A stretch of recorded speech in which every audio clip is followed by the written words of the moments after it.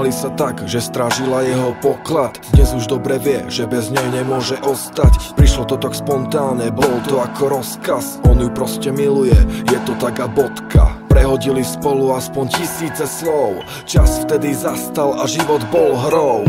Bojí sa vždy, keď nevie, čo je s ňou. Ona je pokladom z tisícich snov. Prechádzka v parku a ich prvý bosk. Tie zelené oči, tie stvoril snáď Boh.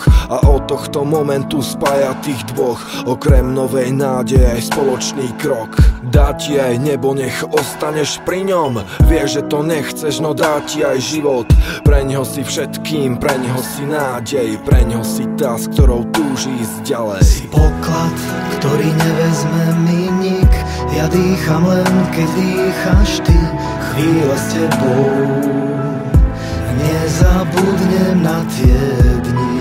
A ak to budeš chcieť, zmením aj celý svet. Tie rozpaky z vlasov, rozpaky z účesu, vždy ho tak naozaj, vždy ho tak unesú. Preňho si niečím úplne iná v tebe objavil poklad, ktorý sa skrýval. Miluje ochotu to, čo preňho robíš, aj preto sa snaží ti všetky sny splniť.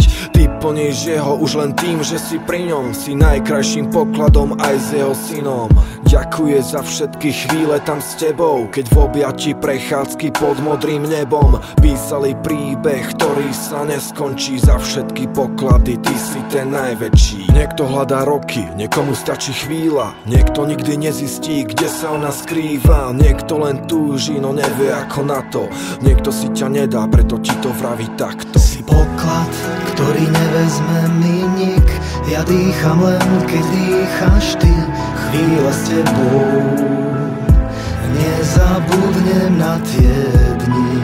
A ak to budeš chcieť, zmením aj celý